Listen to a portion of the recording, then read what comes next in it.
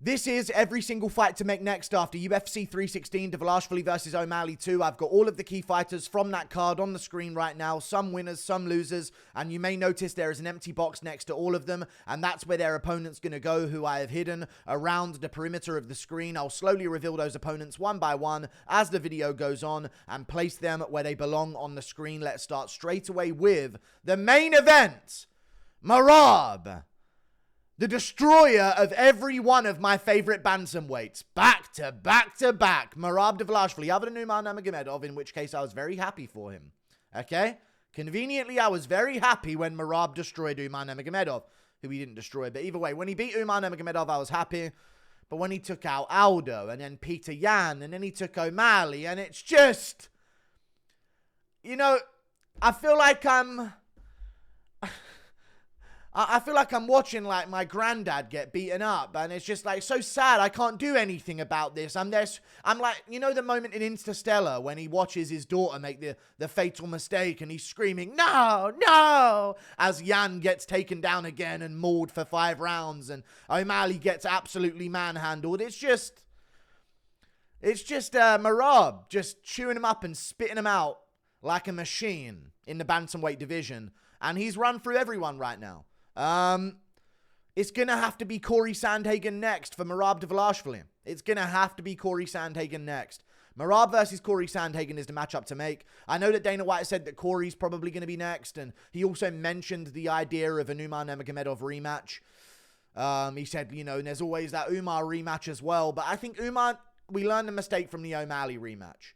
Umar needs to get one fight in the meantime. He's probably going to be fighting in October. I would imagine they're likely going to do something like Umar Nurmagomedov versus a Song Yadong.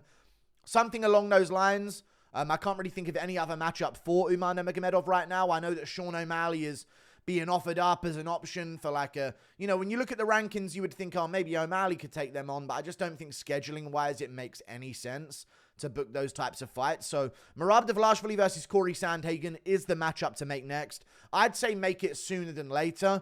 If Merab Dvalishvili is going to be doing this and doing these types of fights where he grapples a lot and, you know, he goes for, and he gets a submission win, maybe 1 every 10 fights. And the activity of Merab is the saving grace. Getting him on these cards against these matchups, even though they're not the most compelling matchups in the world, Corey Sandhagen does present a very difficult challenge for Merab. It's getting to the point now in the division where if Merab does get through Corey Sandhagen, you're just going to be like, who's next? You know? Who's he going to destroy next? You know what I mean? So it's kind of getting to the point where there's no fresh top contender on a streak for Merab to fight because he's just destroyed all of them and they're all coming off losses to him. So we're going to have to go with Merab Dvalishvili versus Corey Sandhagen. And to make it more compelling, we're going to have to just get it done soon. This isn't a type of fight where you can wait for a long time because another contender might get a win in the meantime. And then all of a sudden, this isn't that compelling anymore because the new contender, like if Umar Nurmagomedov gets a win in October or September and we don't have a Merab fight booked, then I would talk about maybe running back the Umar Nurmagomedov fight with Merab Dvalishvili. But if it's going to be soon, which I hope it is, I would say get Merab on the October card, which is likely going to be in Abu Dhabi with Umar Nurmagomedov on there as well, somewhere down the card, and put him against Corey Sandhagen. Merab Dvalishvili, Corey Sandhagen, 4 months from now, before the end of the year. Merab didn't take any damage against Sean O'Malley other than a couple shots here and there, so I'm sure he's going to be fine to make a quick turnaround. Do Merab versus Sandhagen. That's the matchup to make. And you know what? Corey does present a few challenges that O'Malley doesn't. Although he doesn't have the power that Sean O'Malley has, he is definitely a lot better in the scramble in terms of keeping himself out from bottom position and being able to Granby roll and stay tall and sit upright whenever someone's holding on to the body lock. So I think Corey Sandhagen is going to be a trickier test to dominate than Sean O'Malley is for Merab.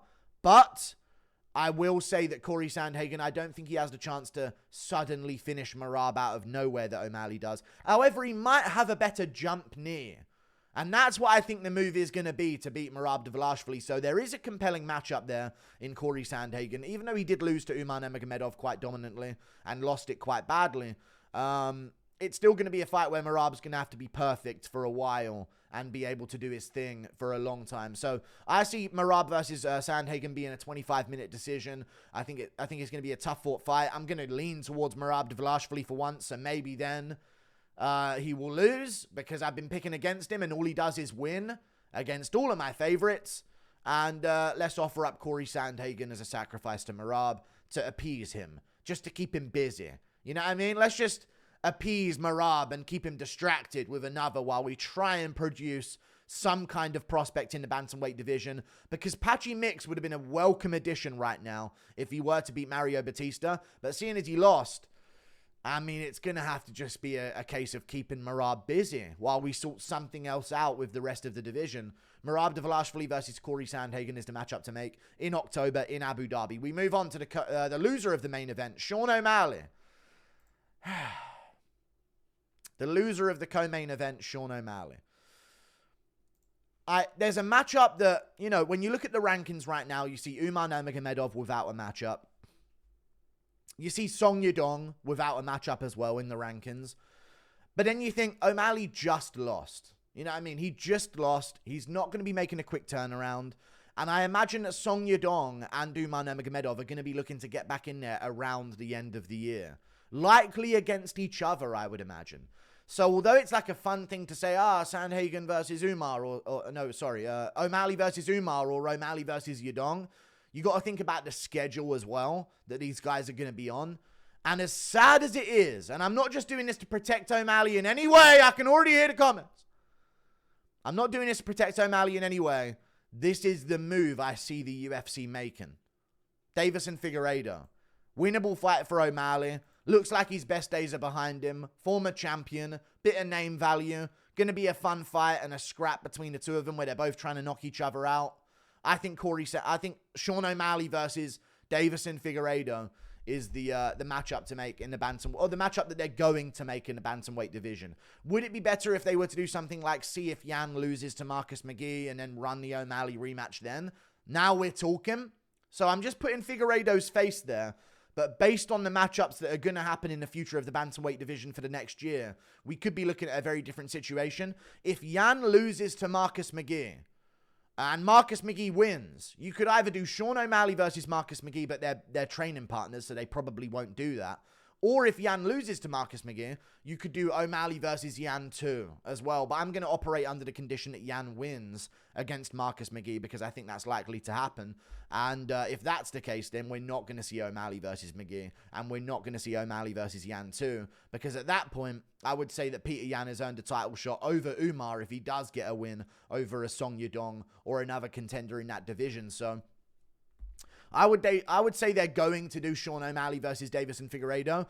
If I had to advise O'Malley right now, I would talk about featherweight. I would look at featherweight, and I would see a matchup with Yair Rodriguez, and I would see a matchup with Lerone Murphy. There's a couple approachable matchups for Sean O'Malley in that featherweight division of guys that just aren't going to be trying to take him down all the time, who are going to be trying to strike with him. So that's who I would match up Sean O'Malley with.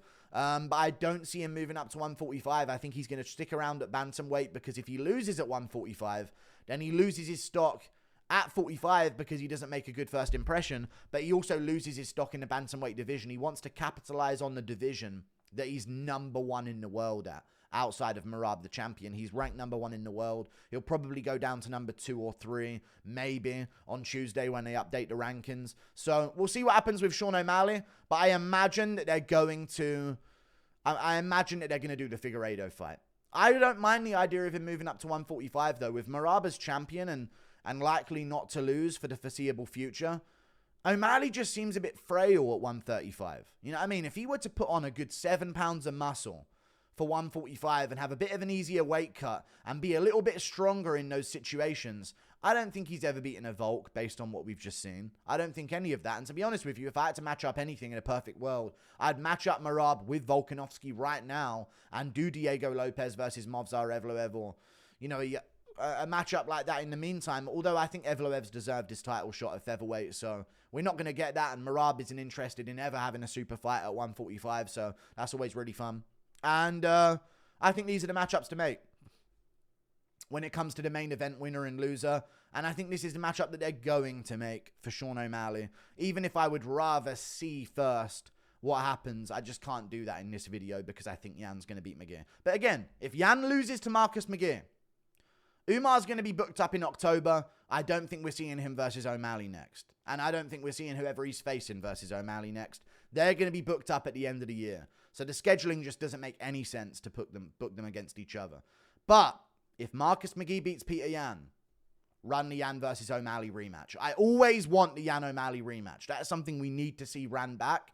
So if McGee does win against Yan, I'll be heartbroken. I'll be crushed again, just like I was when Merab beat Yan in the first place. But at least then we can get O'Malley Yan too, which is something that just needs to be ran back before it's all said and done. Before their careers are over, Yan O'Malley too needs to be ran back because that's still a fight that has a lot of hype. But if O'Malley wants to get back in there and fight in December or something along those lines and get an approachable matchup against an older fighter who's not as big for the division but is going to stand with him a little bit, I reckon he should be eyeing up Davison Figueiredo as an opponent. He's number 5 in the world. He's coming off a loss, sure, but he's still top 5. So O'Malley versus Figueiredo is what I think they're going to do next. Brace yourselves. We move on to the co-main event. Kayla Harrison won against Juliana Pena. Really easy win for her. She didn't really take any adversity whatsoever against Juliana Pena and just sort of cruised to a victory into a submission in the second round with a Kimura. And I reckon it's going to be Kayla Harrison versus Amanda Nunes. I don't know why I think this. I just have a sneaky hunch. No, they got in the cage with each other. They promoted the fight. This is the fight. There's no other fight at women's bantamweight. I was just talking to Demetrius Johnson about this on our new show, the Mighty Guru Show, which is coming out tomorrow on Demetrius Johnson's channel. So stay posted for that. But Kayla Harrison versus Amanda Nunes is the matchup to happen. So that's going to happen. Kayla Harrison, Amanda Nunes. I'm hyped for it. Is anyone else hyped for it? It's the only compelling matchup in the women's bantamweight division, though. There's literally nothing else in the rankings. That division is the weakest in the sport. Women's flyweight is such a good division compared to Kayla Harrison, compared to women's bantamweight, which is just so weak. There's just nothing there. So this is actually all right in the meantime. I would say just have it in December. Put it on a card in December and put it on a triple header title fight card if we can. Because I don't want this main eventing a pay-per-view. I can smell it a mile away that they're going to try and have this main event a pay-per-view. And that's something I just don't want. Moving on to the feature fight winner. Joe Pyfer won in the feature fight against Kelvin Gastelum. And listen, he had a great first round. The performance itself overall wasn't the best. Like, he could have definitely done better. But Joe Pyfer won the fight, man. It's not the fight that would make me think time for Joe Pyfer to get back in the rankings. Not that type of fight. I still think Joe Pyfer needs a little bit of time to develop. I'm going to reveal a name and I'm going to reveal an opponent. And when you see this matchup, you'll know exactly what I'm putting down here. Okay? You'll get exactly where I'm coming from. I know some people are saying that they should do Joe Pyfer versus Bo Nickel immediately after the fight when Joe Pyfer won. And Joe Pyfer's been calling out Bo Nickel for being fraud checked. My chat were literally saying it. Like, dude, let's do Joe Pyfer versus Bo Nickel. Then Bo Nickel's not taking a Joe Pyfer matchup right now. Bo Nickel is going to be looking down the rankings at a matchup against an old... I bet you they do like a Bo Nickel Gerald Meerschaert or something. Even though it's still risky for him, they're going to do something like that with Bo Nickel where he gets to rebuild himself. Because it's not just that he lost, but he got shown that he's nowhere near the level that he needs to be. So they're probably going to do Bo Nickel versus GM3. And I would say do Joe Pyfer versus him. Wait for this name. If you know, you know. Joe Pyfer versus Marco Tulio is guaranteed amazing. This would be an amazing matchup. I don't know if you saw Marco Tulio's last fight against Tresean Gore, but he's now 2-0 in the UFC middleweight division. He's had 2 amazing fights so far, and he just looks like a middleweight. He looks like a middleweight Mauricio Huffy. Is that his name, Mauricio Huffy? Why do I feel like that's not his name? I think that is his name, Mauricio Huffy. But either way, Joe Pyfer versus Marco Tulio. He's like a middleweight Huffy. it's a perfect matchup. This is going to be a sick striking match where someone's getting knocked out, and it's either going to be Joe Pyfer with the one big punch, or it's going to be Marco Tilio piecing up Joe Pyfer in a scrap and putting it on him and breaking him in the second round by TKO. So Joe Pyfer, Marco Tilio, that's the matchup to take place. And I think the winner of that one can start looking towards the lower end of the 10 to 15 of the UFC middleweight rankings. Joe Pyfer, Marco Tilio. Dude, if I see that on a card, on a UFC Fight Night card, on a main card of Fight Night, I'm like, holy shit, it's on. This is the big one. Even though it's not a massive fight with massive names and ranked opponents, this is one you just got to watch. This is going to be a classic. So I'm putting on classics here. Joe Pyfer, Marco Tilio, perfect matchmaking in my opinion. Mario Bautista, one against Patchy Mix. I think you've got to rebook the Marlon Vera fight. Marlon Vera is still above him in the rankings. Now, I'm over hatred of Mario Bautista already.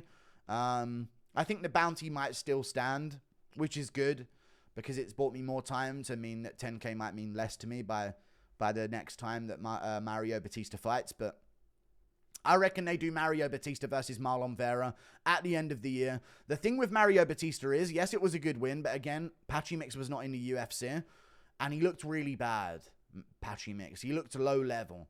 So although this was a good win from Mario Bautista, and maybe some people will be saying, why don't you match Umar against Mario Bautista? I just don't see that being a reality, dude. He just went 3 rounds. Marlon Vera's recovering from an injury as well. They're going to be in recovery from their fights and their injury at the same time. I think you rebook this, and then if Mario Bautista wins that one, you start immediately looking at some of the top names of the bantamweight division. So if he wins this one against Marlon Vera, then you start looking at title elimination bouts in the bantamweight division for Mario Bautista to where he can get a top 4 opponent or a top 3 opponent, something along those lines. So I would say do Mario Bautista versus Marlon Vera rebooked.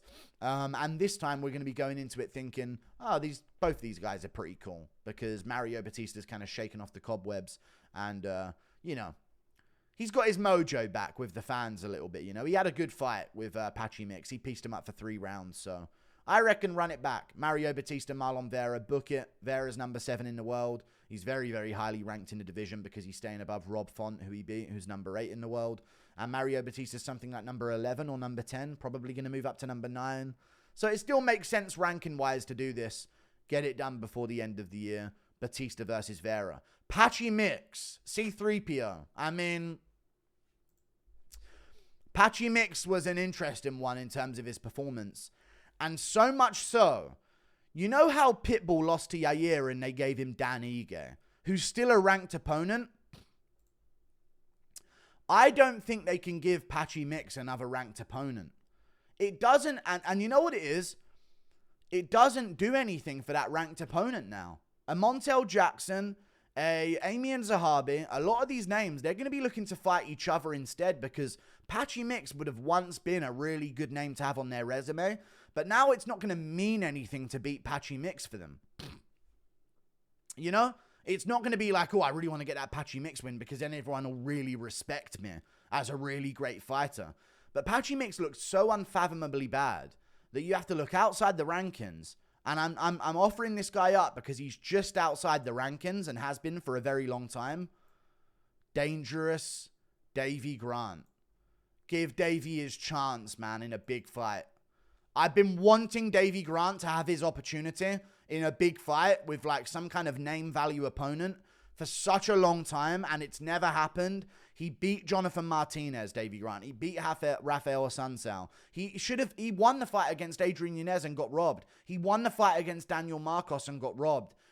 Outside of robberies, Davy Grant should be like a number 10, number 11, number 12 ranked guy, but he's not, which means you can justify a matchup with Patchy Mix and him just outside the rankings. Winner might take the number 15 spot.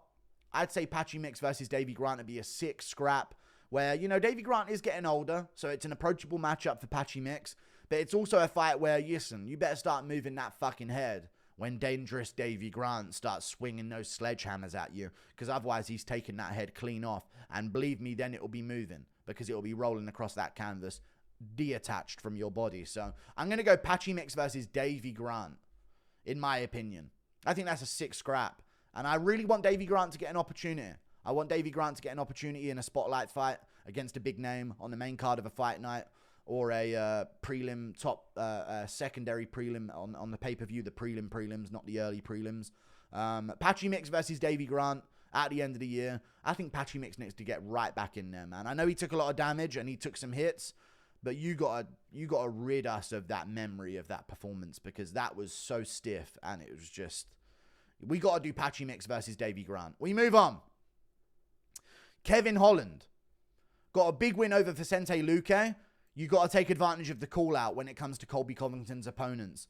A fresh call-out on a pay-per-view to the crowd cheering that they want that fight.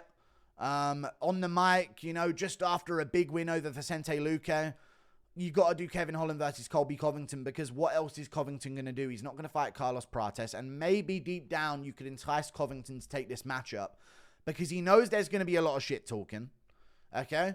And he knows that Kevin Holland has been out-grappled before by other opponents. So maybe he would see it as, this guy's lost a lot and he's lost to grapplers. I'll be able to out-grapple him and implement my strike and implement my grappling against him. So maybe in a world we see Kevin Holland versus Colby Covington, and Colby thinks wrestlers have given him problems before. Wrestlers have been able to beat him. Even though I don't think Covington has the physicality to do that to Kevin Holland. I mean, the Gunnar Nelson fight was still a very competitive fight, so... I mean, I don't think Covington and Gunnar Nelson are that far off each other. I think Gunnar Nelson's probably got better jiu-jitsu, but Covington probably has better grappling overall when it comes to takedowns. And I reckon he has better stand-up than Gunnar Nelson. And Gunnar Nelson survived 3 rounds against Kevin Holland. So I think Colby will look at that Gunnar Nelson fight and think, you know what? These other matchups, no thank you Jeff Neal. No thank you Carlos Prates. No thank you Michael Morales. You know, some of these more well-rounded guys. Yes, please, Kevin Holland. That might be a bit more of an approachable one for him that you could entice him to take. Because that's what it's about with Covington at this point. It's not about what matchup makes sense. It's about what matchup do you think he actually might consider taking. And I think it's the Kevin Holland matchup. So I would go Colby Covington versus Kevin Holland as the matchup to make. We move on. Joshua Van got a big win against Bruno Silva, and he's now put together 4 in a row in the flyweight division. And he actually had a call-out at his press conference of Brandon Moreno at UFC Noche, the UFC Fight Night card. Listen to me right now, UFC. It's not rocket science. It is not rocket science, UFC. We need to get booked. The main event of UFC Fight Night Noche, Diego Lopez versus Yair Rodriguez. Diego Lopez is now calling for that fight. He wants that fight. He's calling for it. That's the one he wants. UFC Noche. Perfect main event with a ton of bad blood on the line. A perfect co-main event, Brandon Moreno versus Joshua Van. It makes all the sense in the world, and this would mean that you could save the title fights for something else, because it's now a fight night card for UFC Noche, and it's not a pay-per-view. So you could make Volkanovski versus Evloev as an addition to another pay-per-view later this year, and you could do Joshua Van versus Brandon Moreno as the co-main event of UFC Noche. So I think this is a sick matchup. I think it's a great striking match that they're going to have with each other. I don't know who's going to win. You know, Brandon Moreno is definitely a level above in terms of striking compared to anyone else that Joshua Van has fought. But Joshua Van's calling for it. He's the new thing in the flyweight division. And I reckon they've got to match him up against Moreno, and the winner should get a title shot against Alejandro Pantoja versus Kai Kara France winner. So Joshua Van looked sensational, wants to get right back in there, keep the activity going. He's only young, get the money while you can. And I reckon Van versus Moreno is just perfect matchmaking. We move on. Azamat Murzakanov.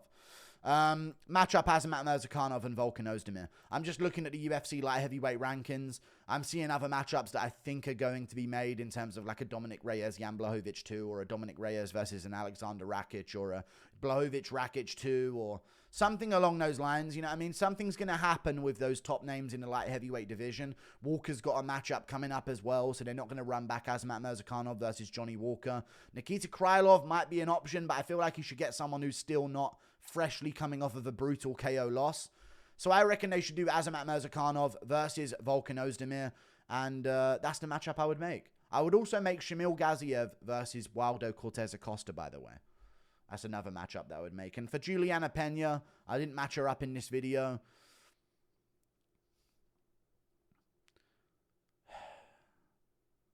Ketlin Vieira. Fucking hell, that women's bantamweight division's weak. Juliana Pena versus Ketlin Vieira, I guess, is a matchup that they should make.